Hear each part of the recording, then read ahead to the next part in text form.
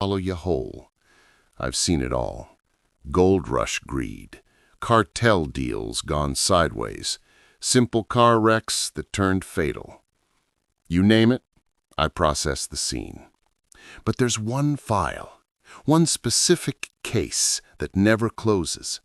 Not in the dusty archives, and certainly not here in my head. We call her the Gray Lady. It wasn't a complex crime. It was worse. It was a complete, chilling absence. It was a void. To this day, when I close my eyes, I can still feel the heat of the asphalt and the dust choking my throat on that afternoon in August 1985. It started, like many things do out here, with a simple missing persons report. But it ended with the laws of physics breaking right in front of us. The missing person was Ava Reynolds, a woman in her early 60s driving a magnificent, almost iconic 1972 Cadillac Sedan DeVille. That car was the color of dust and shadows, a deep, non-metallic gray. She was driving from Reno down to Las Vegas, a route thousands take every week. Her last contact was with her daughter at 7:15 p.m. on August 14th. She simply said she was pulling off Route 81, a lonely stretch of old highway, to rest for the night. When she didn't show up, the search began. We focused on the last credible sighting. A truck driver heading north reported seeing the big gray sedan pulled off onto a barely used dirt access road about 10 miles outside the abandoned town of Goldfield. When we finally got out there, the heat was still trying to kill us, but the evidence was clear. We found the tire tracks, big, thick treads from a vintage car pulling off the shoulder and onto the dirt road. They were deep, steady, and heading straight. A simple stop. This is where the file turns from a missing person case into an outright nightmare. I walked the tracks myself. I measured the distance. They ran for precisely 2,050 feet, a little under half a mile. Then the tracks just stopped. They didn't slow down. There was no skidding, no sign of heavy braking. They didn't veer off to the left or the right. There was no ditch, no rise, no rocky incline that could have hidden a drop. The dirt road just continued, flat and undisturbed. But the tracks of that 2.5-ton vehicle ended at that exact spot.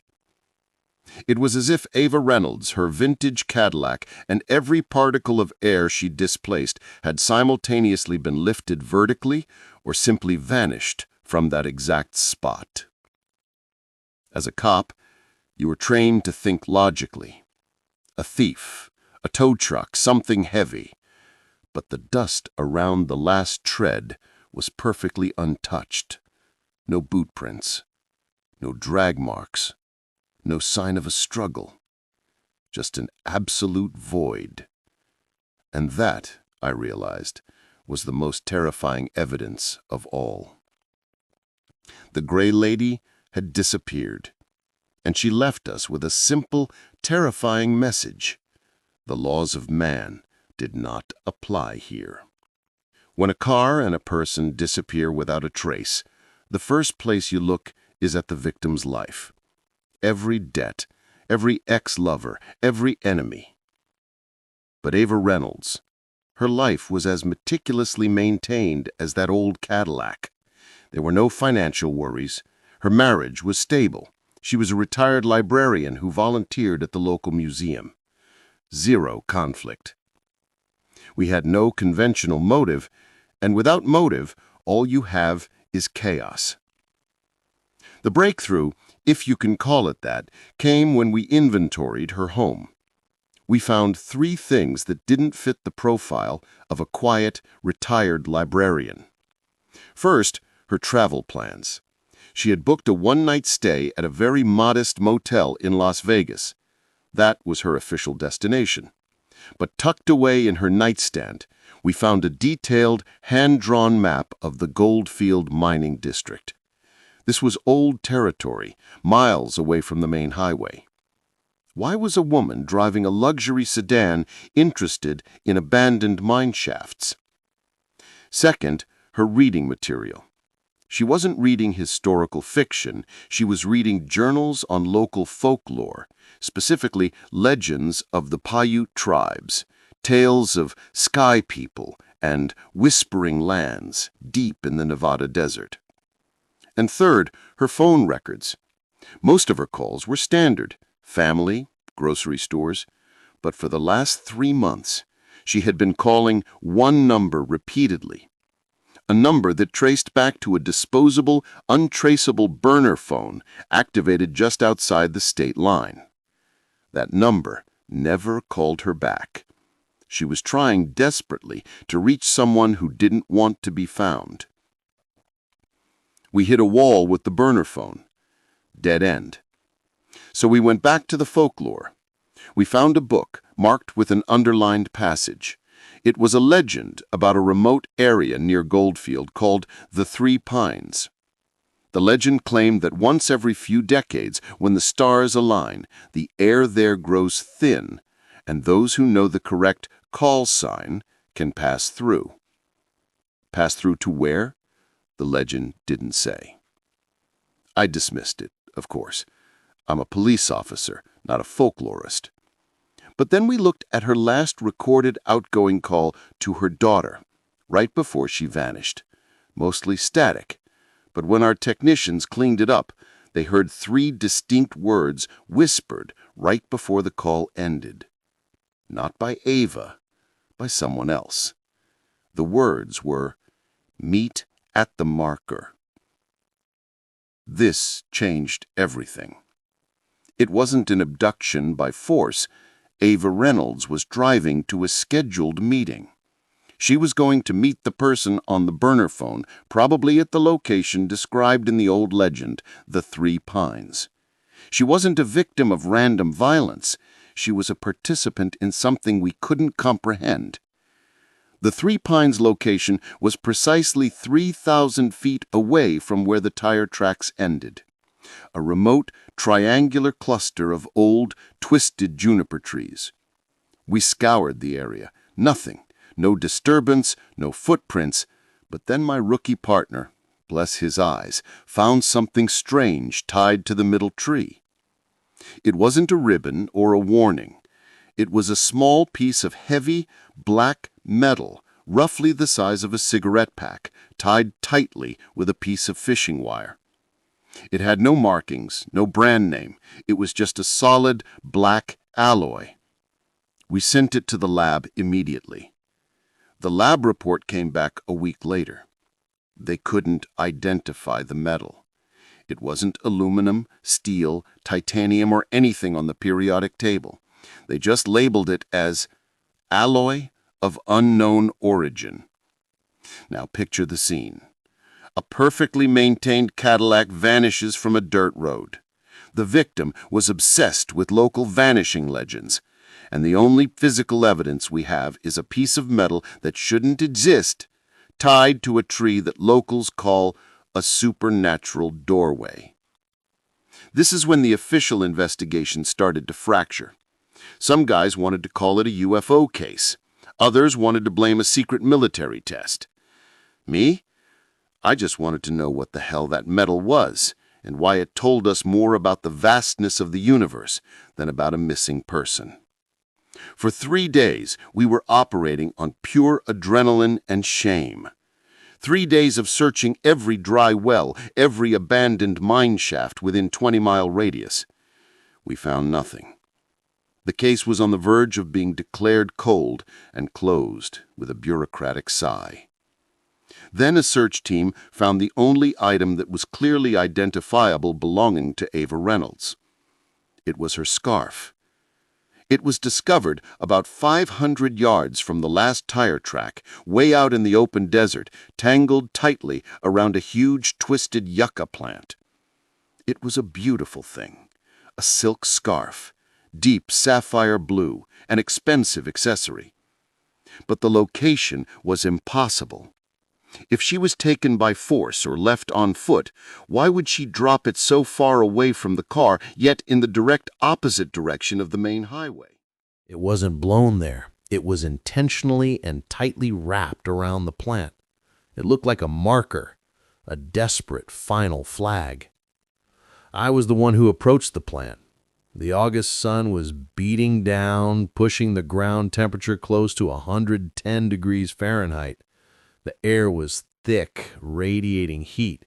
But when I reached for that silk scarf, I felt a profound chill. I bagged the evidence immediately. I wasn't thinking about the law. I was thinking about the impossible sensation of cold in that desert furnace. We rushed it to the state lab. The analysis report is the single most bizarre piece of paperwork I have ever filed in my life. They measured the temperature of the scarf on arrival at the lab. Keep in mind, this silk had been sitting out in the Nevada sun for 3 days, then transported in a hot patrol car. The lab technician recorded the internal temperature of the fabric at 52 degrees Fahrenheit. That is an internal temperature of almost 60 degrees colder than the air temperature when I found it. The technician couldn't explain it.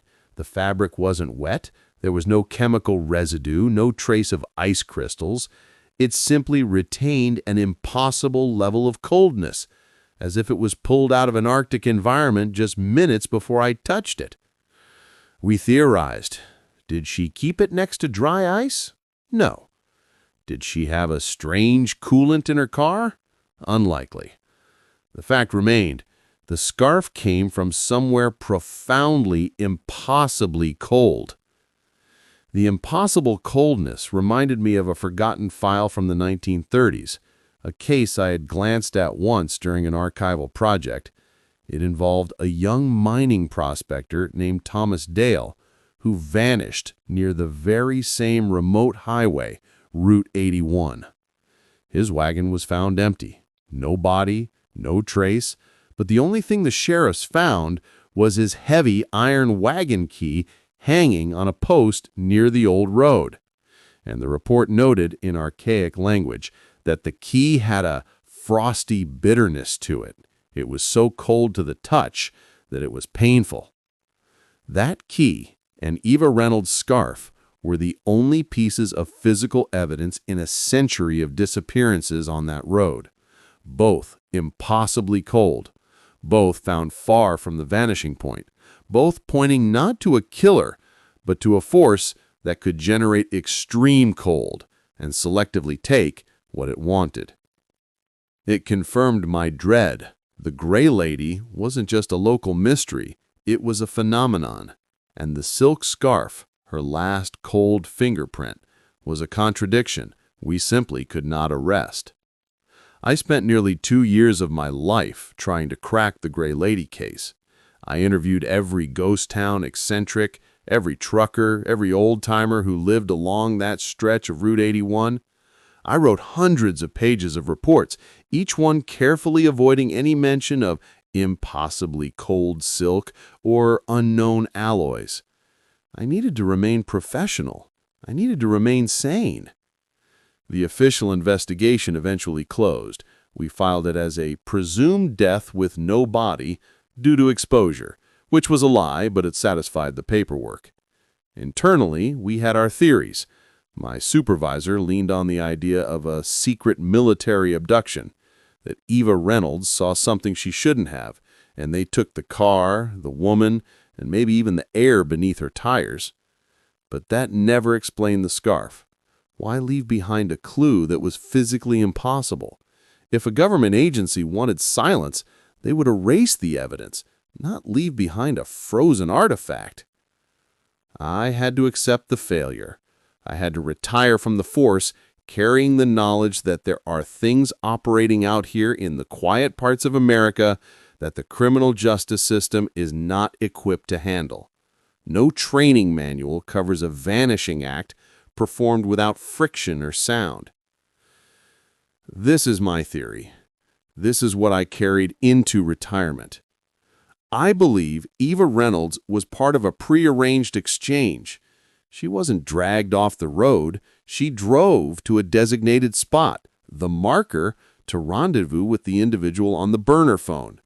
And I believe that metal object and the silk scarf point to an unstable, localized anomaly. That stretch of Route 81, running right through ancient Paiute lands, is what locals call a time slip portal, a temporary gateway. The freezing cold of the scarf wasn't just cold, it was the temperature of the air from another place or another time. Eva Reynolds wasn't kidnapped. She left. She was obsessed with the legends. She knew about the marker, and she had an appointment. She entered the Cadillac into a momentary pocket where the laws of our universe dissolved. The freezing scarf was a farewell gift, the only piece of evidence that briefly made the transit back before the gateway snapped shut. She chose to go, and that is why we could never find her, because she was no longer here to be found. That's the Gray Lady file, open and cold. My life changed after that. I stopped seeing the desert as a landscape and started seeing it as a thin veil. I drive by that spot now every year on August 14th, the spot where the tire tracks end. Every time I stop the car and I look at the dirt, and every time, I swear, I can feel a single profound draft of air. Not hot, not dry, but chillingly cold. And I hear the faint distant hum of an old Cadillac engine driving away to somewhere that doesn't show up on any Nevada map. The case of the Gray Lady proved to me that some mysteries aren't meant to be solved by handcuffs and warrants. They are meant to stay open, reminding us just how little we truly understand the world around us.